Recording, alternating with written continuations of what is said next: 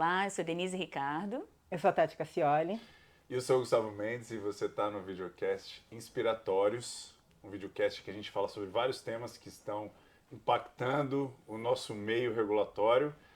E o episódio de hoje é sobre exigências. A gente sabe que esse é um tema polêmico em vários aspectos. Tem gente que acha que o seu processo não pode receber exigências porque ele foi feito com tanto carinho, foi tão especial, né? Foi tanta dedicação e que a Anvisa não deveria fazer exigências, principalmente são exigências que às vezes são questões formais, não são questões técnicas ou que não tem um item específico na normativa. Então, é um tema que gera muita discussão e a gente quer entrar nisso de cabeça. Então, eu já começo chamando aqui a Denise. Denise, é isso mesmo? Então, assim, a gente não pode receber exigências, a gente não deve esperar exigência no processo. O que você acha? A gente tem o entendimento de que não pode receber exigências críticas, né? Que não tenham sido esperadas, aquelas exigências que vão exigir um esforço muito grande da empresa para resolver. Mas existe com certeza esse ponto. A gente trabalha tanto no dossiê, a gente faz gap analysis, né? A gente fala, não, esse aqui está cumprindo tudo, né? Que está no checklist, que está na resolução. E aí, quando chega a exigência pedindo, principalmente itens que são interpretativos, no fim das contas, é como o revisor leu aquele documento, né? Entendeu aquela história. E aí acaba que pede coisas que às vezes a gente fica, poxa, não é possível que pediu isso aqui. Ou então ainda acontece de estar no dossiê. Fala, não, isso aqui está no dossiê, né? E não foi visto. Então, quando a gente recebe esse tipo de exigência, realmente não é legal, né? Porque impacta muito no tempo de aprovação e gera um desconforto. O que acontece? Para o setor regulado, a exigência tem um peso enorme. Quando chega uma exigência, a primeira coisa que fazem é: quantos itens tem? Tá difícil? De quem é a culpa? De quem é a culpa? Divide, essa vai para garantia, essa vai para validação, sabe? Sai fatiando, cada um que resolva a sua batata quente. Então, para o setor regulado não é tão legal, né? Não é nada legal. Agora, para a Anvisa, é o momento que ela tem de esclarecer. Ela quer estabelecer uma comunicação, né, com a empresa, quer ter mais dados. E uma coisa que a gente também fala muito para os nossos clientes é, a gente quando está trabalhando na montagem de um dossiê, a gente chega a ficar meses. Tem vários tipos de reunião, fala, olha, eu não entendi isso, me dá aquele documento, né? Então, e com a Anvisa não tem esse tipo de comunicação. Então, é aquela leitura só, então ele vai ter dúvida mesmo. Então, a exigência sempre vai acontecer, na minha opinião. Não que eu queira. E aí? Eu acho que a exigência sempre vai acontecer, a gente não conhece, até porque esse é o mecanismo de comunicação da Anvisa. Eu acho que existe dois lugares, né? Eu acho que existe o lugar do revisor usar aquilo como um esclarecimento, mas eu acho que ele deveria ter empatia pelo setor regulado, de entender que, né, não é todo esclarecimento que é pertinente numa exigência. Eu acho que existe o revisor que, na minha opinião, passa um pouco do ponto quando ele pede para mudar uma especificação, quando ele não concorda com um documento mais técnico, porque eu acho que esse não é o papel da agência, falar, eu não concordo com a sua especificação. Acho que existe um lugar, né, do porquê isso foi feito e não do mude. Acho que a pergunta é diferente. Por que você acha que esse range é adequado se os seus estudos demonstram, né, que você chegou num número muito menor? Essa é uma pergunta. Mude a sua especificação, porque os seus estudos demonstram um número muito menor, eu não concordo. Então, acho que a exigência ela tem os seus pesos, suas medidas, até porque hoje a gente está falando de dossiês globais. Mudar uma especificação nunca vai acontecer só para o Brasil. Então, e existe o lugar da indústria, e também vamos fazer, né, a nossa parcela. Existe deixa a Anvisa pedir. Vamos esperar. Se a Anvisa pedir, a gente ajusta. Se a Anvisa falar... Pra ver, né? Se a Anvisa falar, a gente fala, mas a gente já conhece a nossa fragilidade. Então, por que também que essa fragilidade fica no dossiê? Por que existem essas fragilidades? Claro, a gente fala muito nas validações, existem as fragilidades porque a regra é diferente aqui, e aí mas você não precisa esperar a Anvisa pedir, você pode, né, já no exercício de gap, sinalizar, gente, olha, não está de acordo com o 66, mas está de acordo com o ICH, a gente tem essa base, a gente tem essa questão, é uma coisa que funciona. Agora, existe aquela que a gente só só cala e aguarda. Esse é um lugar que eu acho que a gente também não se ajuda. Existe também aquela que a gente sabe que está com fragilidade e não vem exigência daquilo. É o que arriscou e deu certo. Não, eu acho assim, eu acho que a gente ainda não está no modelo de inteligência artificial, a gente até, né, tem, não sei se a gente já fez ou vai fazer um episódio sobre essa questão de inteligência artificial, então a gente não tem ainda um dossiê que permite uma varredura assim automática que fala, nossa, não, isso aqui está errado, isso aqui está certo, e isso é um ponto de pendência ou não. Então, ainda tem um grau de arbitrariedade muito grande. Sim. Porque é uma análise humana, de interpretação de texto.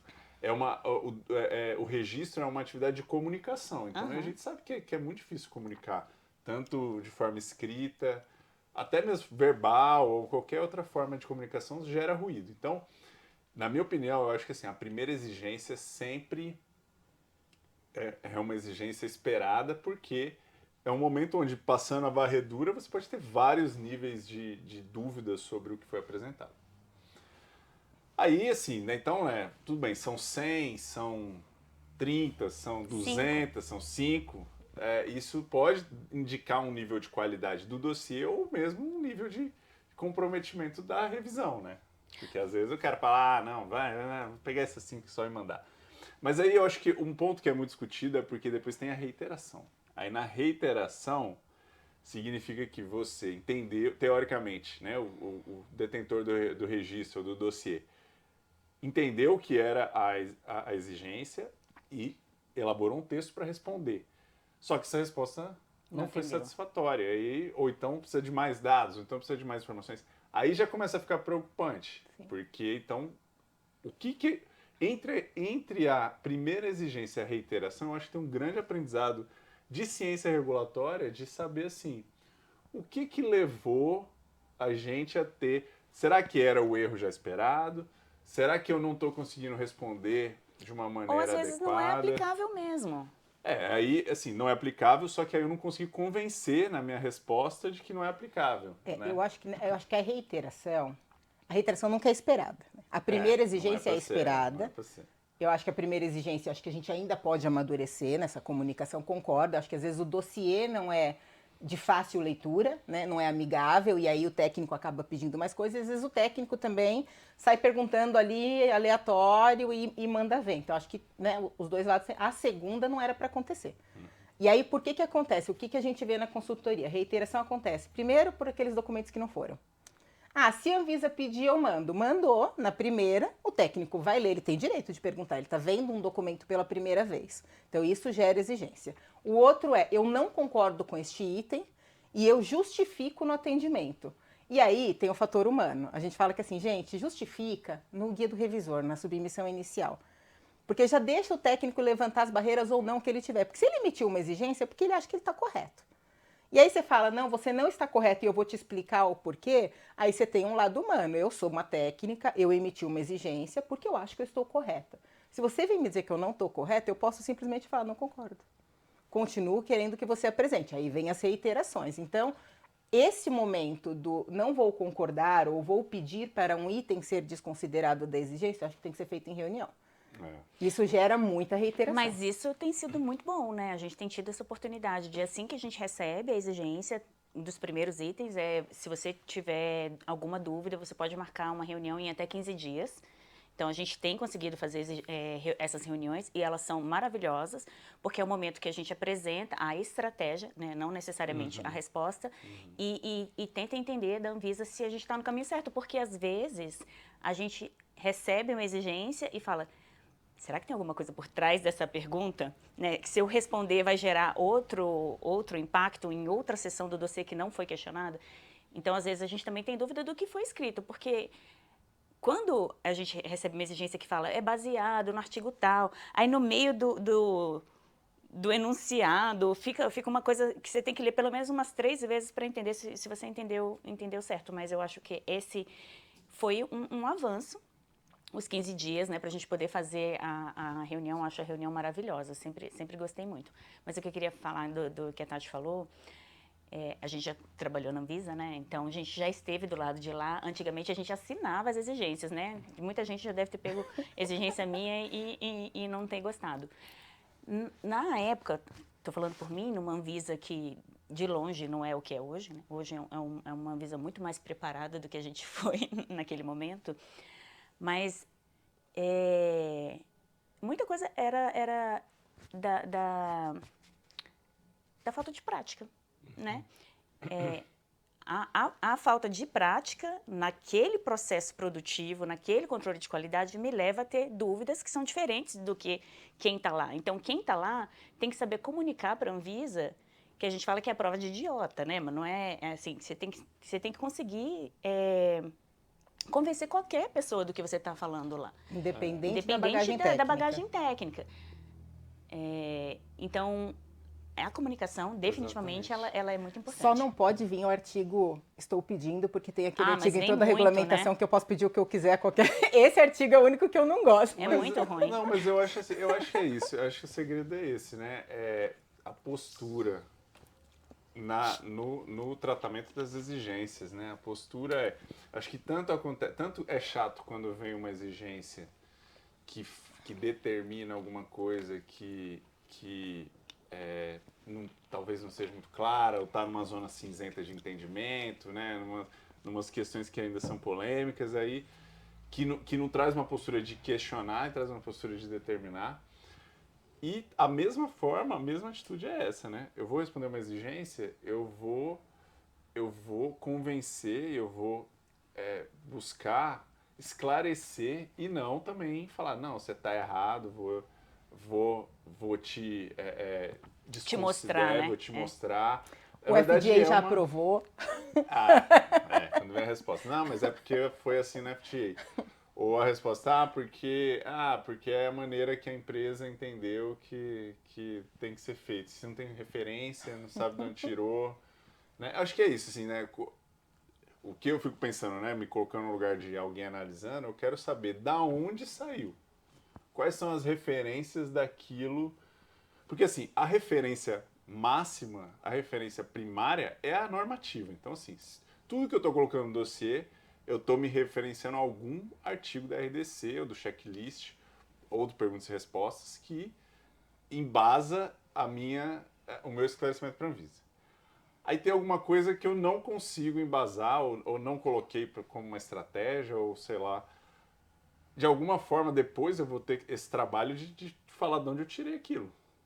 Né? Porque é isso, no final, é isso que eu espero. Sempre ter referência. Da onde saiu. Não pode ter saído da nossa cabeça. Existe uma expectativa, né, no setor regulado de que a gente tivesse mais transparência no processo de análise.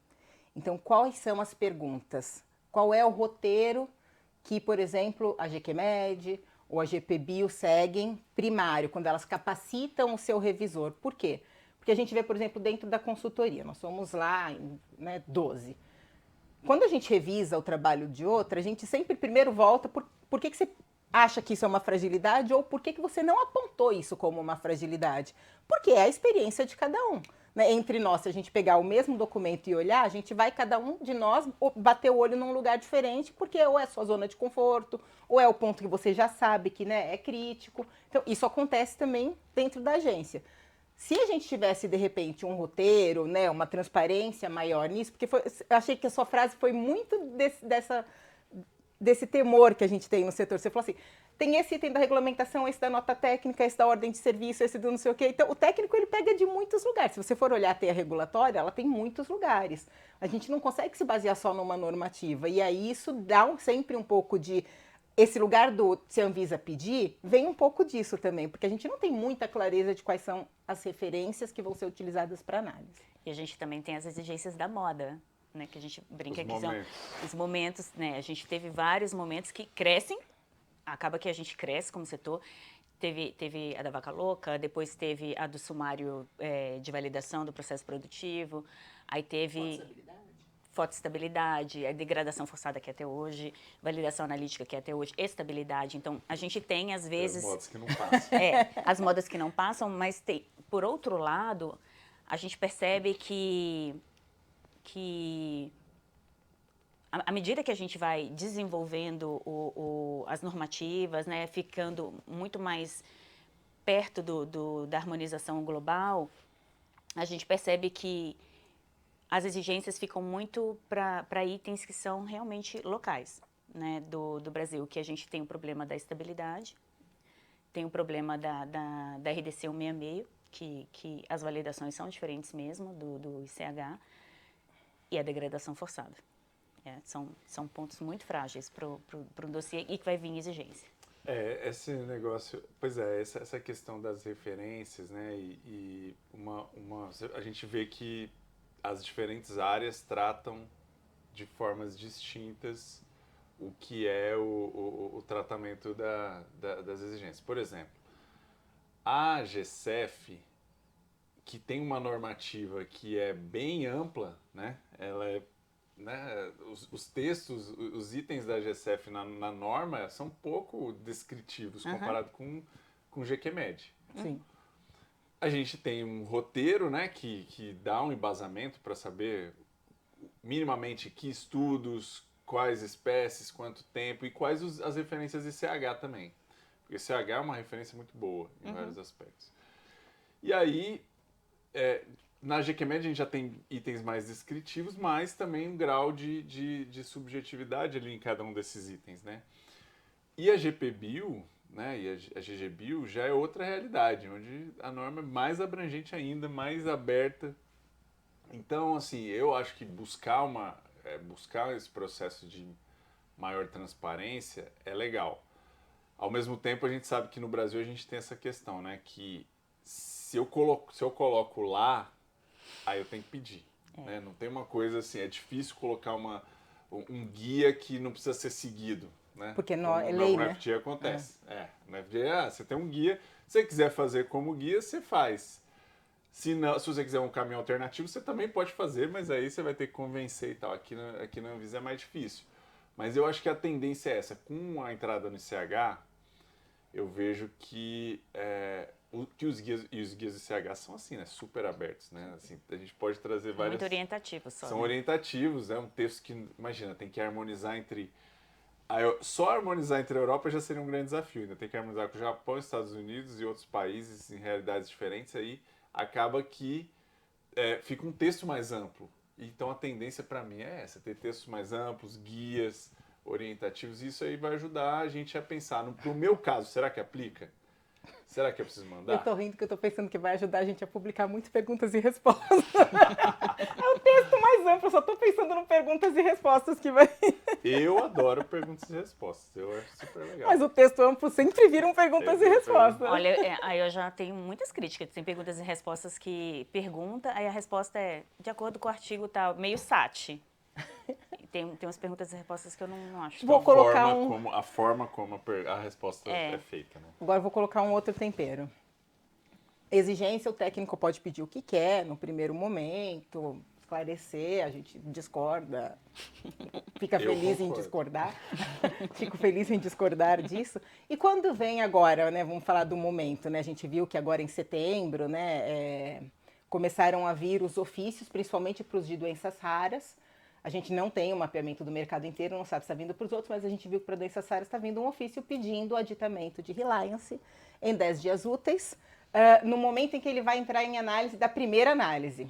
Primeira análise, fila, a gente tem um episódio depois discutindo sobre fila, mas assim, primeira análise não é análise de todo. Primeira análise é a hora que ele sai da fila principal. Aí expediente. pode ser Sebres, pode ser qualquer expediente, farmaco, qualquer aditamento.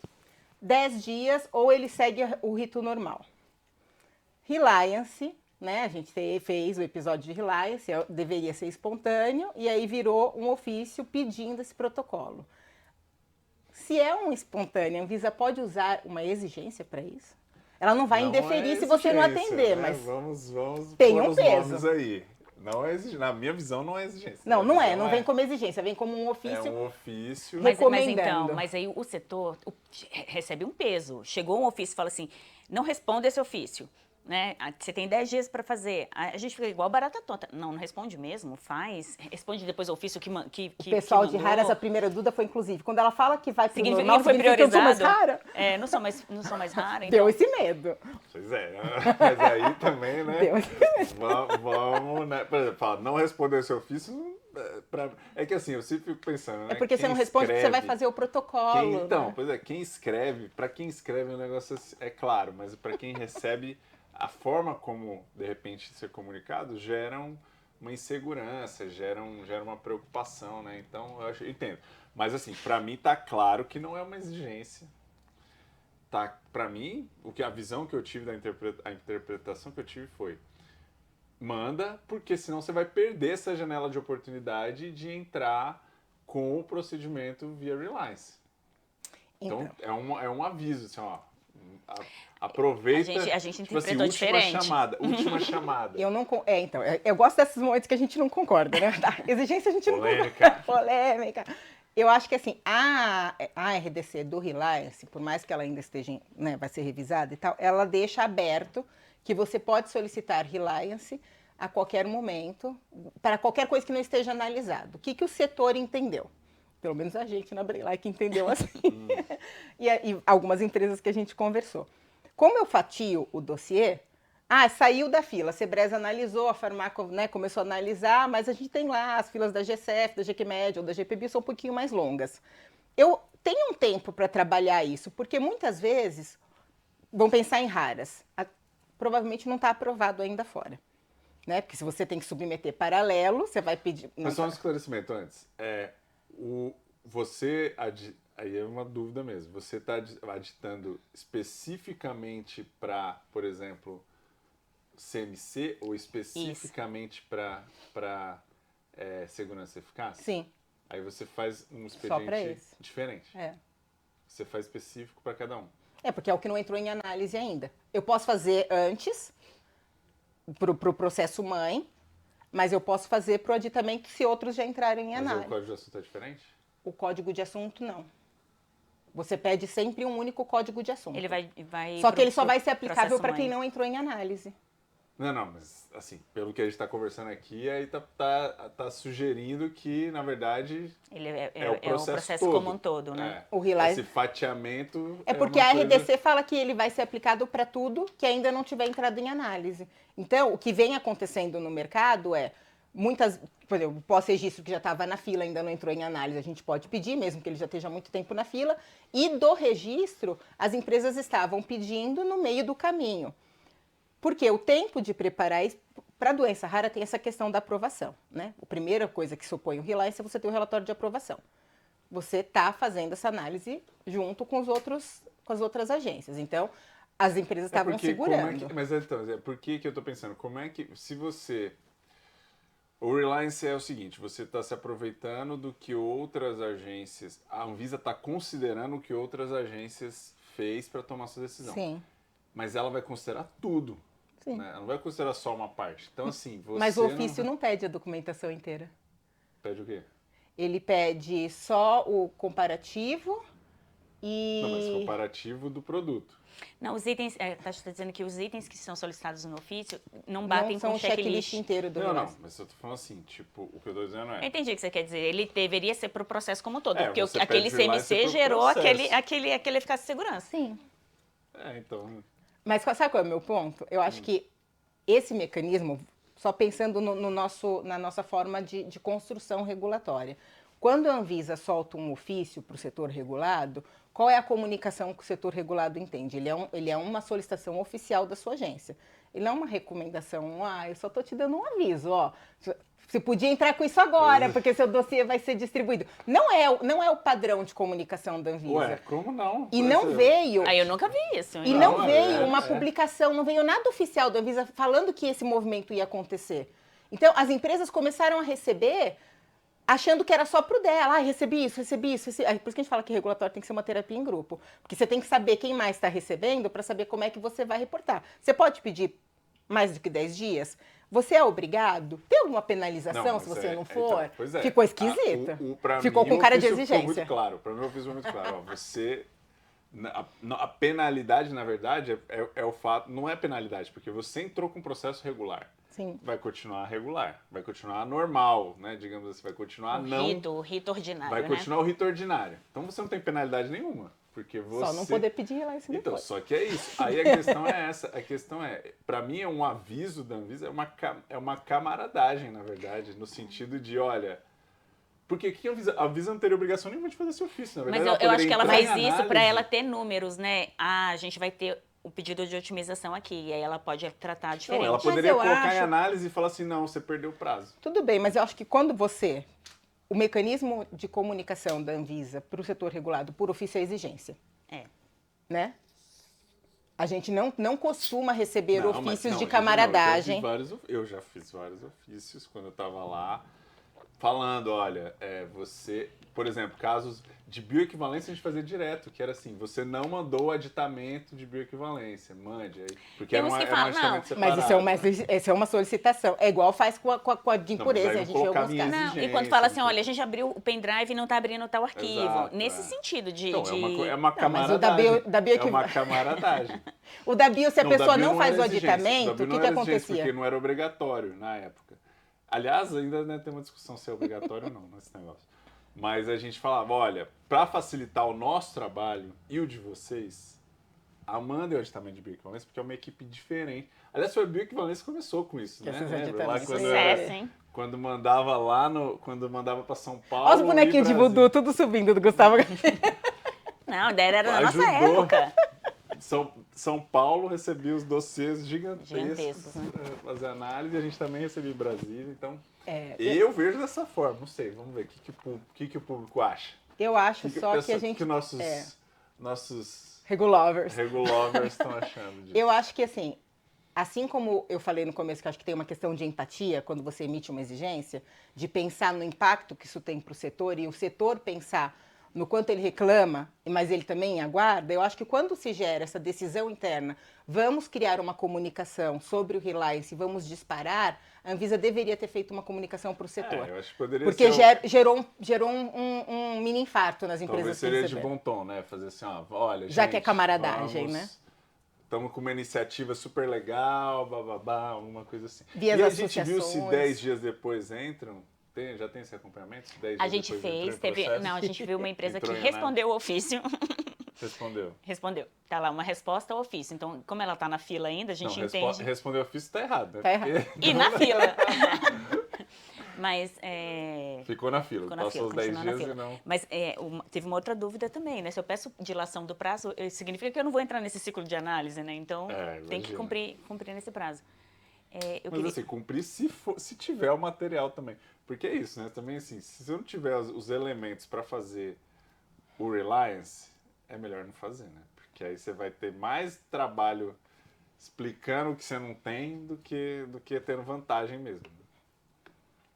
Por isso que ele não é uma exigência, ele é um ofício. Eu queria voltar no assunto exigência em si, para aquele momento que a gente estava falando do que é solicitado e não está nem no checklist, não está na legislação, né, não está explícito como tem que ser. Mas a gente, na consultoria, a gente sempre fala assim, olha, a gente fala, isso está na legislação, isso aqui é a nossa experiência. A Anvisa tem pedido que você mande, por exemplo, esse item aqui nessa sessão. Só que aí a empresa, principalmente as de fora, falam, não tá escrito aqui, não vou mandar. Então, é essa que a gente estava falando, a gente sente falta se isso está sendo solicitado, está em algum lugar, internamente, né? Algum roteiro, né? Que eles devam ter e que não está oficial. Eu não você falou que é a favor do perguntas e respostas, gosta bastante. Eu não gosto muito, principalmente porque ele não é oficial. Né? Quando a gente usa ele para se defender, não tem peso de legislação. E nem é para ter, né? Na minha visão, perguntas e respostas é um esclarecimento de um texto que às vezes dá uma dubiedade, né? Então, assim, mas não é algo que está desvinculado da normativa. A referência é sempre a normativa. Então, assim, não acho que o perguntas e respostas pode criar alguma coisa. Eu gosto de perguntas e respostas porque justamente por causa da dificuldade que a gente tem na linguagem escrita, que é, eu olho, né, sei lá, eu olho uma palavra ou uma frase, eu entendo que igual a gente está tendo uma interpretação diferente sobre o ofício, né? Mas, os 10 dias às vezes úteis. você entende uma coisa, outro entende outra, o outro tem uma visão mais conservadora, outro tem uma visão mais liberal. Então, o Perguntas e Respostas resolve. Ele diz, o entendimento da Anvisa sobre esse item é isso. Eu gosto. Então, agora, eu acho uma coisa seguinte, né? Que é de bom tom, talvez, né? Seria de bom tom, como seria de bom tom fazer um evento para explicar aqui esse ofício? Seria de bom tom as exigências trazerem um racional técnico-científico falando por que eu estou pedindo isso. Mas eu acho que até trazem. Trazem, né? Trazem. Aí se tem um racional técnico-científico, você consegue falar para matriz, você não, por exemplo, né, vamos pensar um exemplo aqui prático. Você não colocou uma justificativa para essas especificações que você definiu no seu método de controle de qualidade in-house. Ou você colocou a justificativa, mas o resultado do estudo você não revisou depois dos estudos, porque normalmente o lugar é esse. O estudo está dizendo, o estudo chegou à conclusão que tinha que ser 90, 110, e você está colocando uma especificação de 80, 120. Aí a exigência, talvez eu concorde, a exigência não poderia ser, mude. A exigência, de onde você tirou Defenda. 80, 120.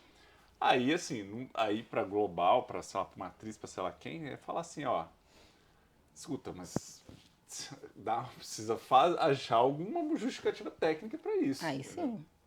Mas aí são comunicações. Eu acho que esse exercício da comunicação é uma coisa que a gente ainda tem muito caminho pela frente. A gente vem falando isso com frequência, eu acho que talvez isso sempre vá acontecer. Mas eu acho que o que eu sinto falta quando a gente fala em exigência eu acho que o setor regulado, ele até faz uma meia-culpa. A gente sabe quando a gente joga para a Anvisa, mas a gente sente falta dessa transparência maior da agência, de quando se pede, do ter essa empatia da quantidade, ou teve uma troca de equipe, a gente sente que em trocas de equipe das áreas técnicas o nível de exigência cai. Então, assim, como que a gente se prepara para isso? Porque você sabe que teve uma troca muito grande, a gente viu isso na pandemia, que teve aquelas danças das cadeiras dentro das áreas, porque foram necessárias para os comitês, então deveria sair pelo menos uma nota, olha, a área tal está tendo uma readequação de equipe técnica, a gente já põe o exército, a postos e fala, venham exigências que nós vamos te explicar. Se é para melhorar a comunicação, acho que a gente tinha até discutido isso em outro momento, se caberia, mandar vídeos, de um processo produtivo. A gente foi fazer inspeção numa fábrica de um produto biológico que a